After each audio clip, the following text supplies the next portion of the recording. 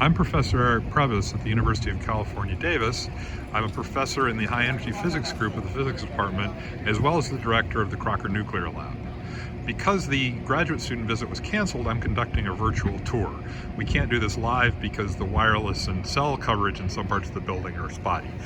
You should also watch the professional video about the lab that was designed for outside users. This is more aimed at students who might be using the facility. The Crocker Nuclear Lab first took beam in the mid-60s and originally did nuclear physics. After that, it did a number of studies, many involving environmental studies.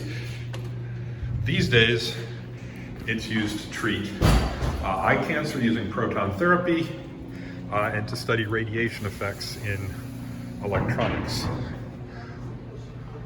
We're also starting a number of new initiatives involving a number of areas, including the production of the radioisotope astatine and developing new instrumentation. This is the control room, which was built in the mid-60s. And this is Lena and Michael, two of the people who work here. These are virtual graduate students who will virtually watch this. You'll see the control panel hasn't changed much in all these years, a few digital displays, but it's still not operated with the computers. It's operated with knobs and switches that control magnets.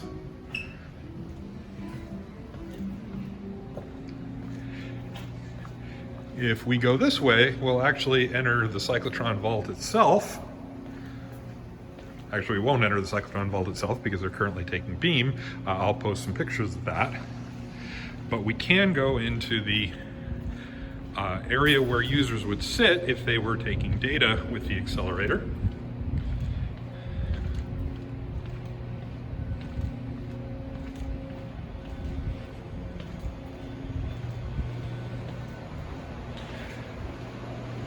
This is where users would sit and they'd be able to monitor their activities in the other room, which we'll show you in a moment. This room can also be used to produce neutrons, a neutron beam, in which case we have to close the door and then obviously nobody can sit here. This area is the medical area used for eye therapy 1 week a month. The eye therapy facility is operated out of UC San Francisco for historical reasons. They prep the patients and bring them here where they receive proton therapy to treat uveal cancer, which is a cancer that forms behind the retina in the eye. Of course, the treatment is 4 exposures, 4 days in a row, so they reserve the cyclotron for a whole week and they treat the same group of patients every day. It's a very successful treatment with about a 92% 5-year survival rate.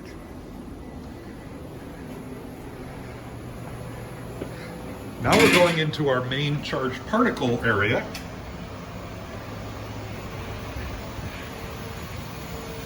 This is the line where most of our radiation effects users put their devices. They put devices here and we're able to generate protons, deuterons, and alpha particles at a variety of energies, and we can collimate this beam down to any shape.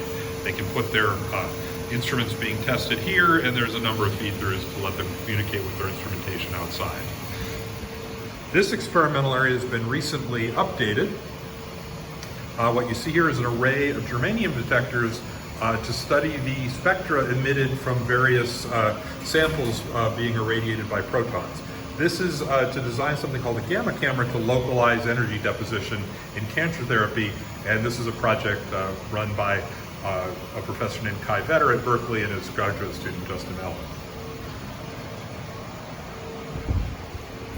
Over here, we currently are putting in a sample changer which will allow us to do what are called PIXI studies, which are proton-induced X-ray emissions, in this case of environmental samples taken in various places, and use the emitted X-ray spectrum and backscattered protons to do non-destructive testing of the composition of materials, in this case aerosol contaminants in the air.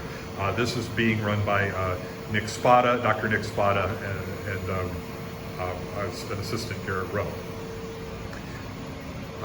We've used PIXI for years. One of the more interesting things they did was back in the 80s, they used it to analyze the ink in the Gutenberg Bible, and this is the stand that was used to hold the Gutenberg Bible. In the next few months, we're going to be using this area to test instrumentation being used at the Fermi National Accelerator Laboratory. So that's pretty much the facility, and there's lots of opportunities for students both to take data, to do experiments, but also to test instrumentation for people working in other areas.